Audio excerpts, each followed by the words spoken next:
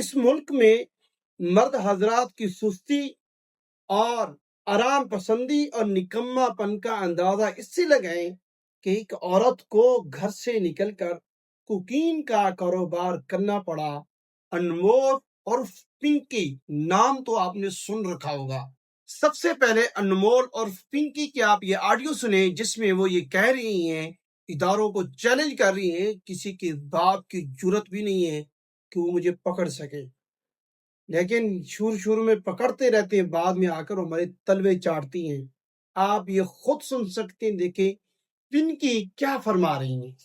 وہ کر کے بیٹھ کے جو ہے نا ادھر لائنیں لگاؤں، ابوں میں خیالوں میں بیٹھ کر سوچو میں پنکی کو پکڑوں گا، میں پنکی کو پکڑوں گا۔ اصل میں نا آپ لوگوں کی عقل ہی گھٹنوں میں، جس دن دماغ سے سوچنا شروع کرو گے نا اس دن پنکی کی طرح ایک برانڈ بن جاؤ گے، دنیا آگے پیچھے ہوگی، سلام ٹھوکے گی۔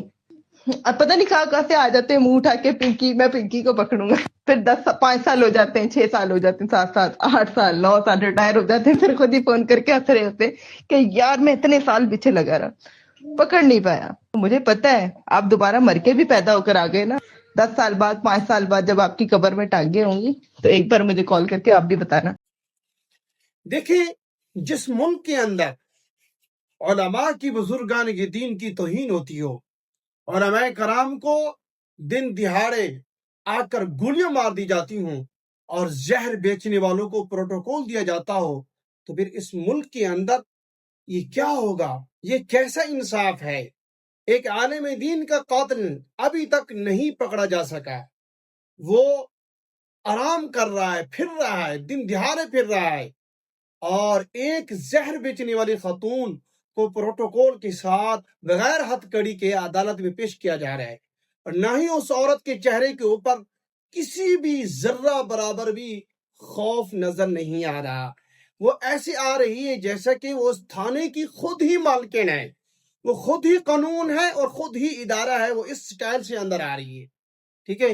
اور یہ کیسی ستم ظریفی ہے کہ عام لوگوں کے لیے کیا قانون ہوتا ہے اور زہر بیچنے والے کو کتنا پروٹوکول دیا جاتا ہے، اور علماء کو کس طرح شہید کیا جاتا ہے، اور علماء کی کس طرح پگڑیاں اچھالی جاتی ہیں۔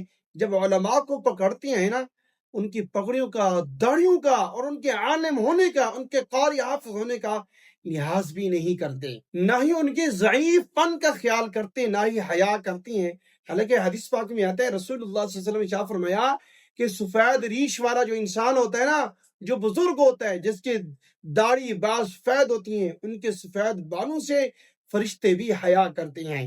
لیکن ستم ظریفی چیک کریں، اس ملک کے اندر ایک نشہ آور چیز بیچنے والی عورت کا کیسے پروٹوکول ہے، اور ایک عالم دین کو دن دہاڑے کیسے شہید کر دیا جاتا ہے، اور کتنا ہی بڑا یہ ظلم ہے، نا انصافی ہے۔ اس حوالے سے آپ لوگوں کی کیا رائے ہے؟ یہ ایسا کیوں ہو رہا ہے؟ اور وہ اتنی دلیر عورت کیسے بن گئی؟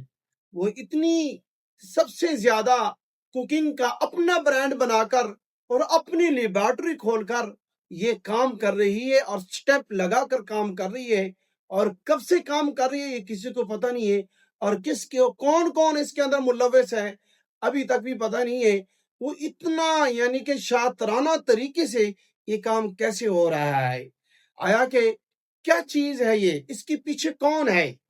اتنی اس کے اندر جان بھرنے والا، اتنی اس کے اندر دلیری پیدا کرنے والا، اتنی اس کے اندر طاقت اور اتنی اس کے اندر ہوشیاری پیدا کرنے والا سسٹم کون ہے؟ کون انسان ہے کہ جس کے سائے کے نیچے یہ انمول اور پنکی جو پاکستانی نوجوان نسل کو نشے پر لگا رہی ہے اور یہ خراب کر رہی ہے؟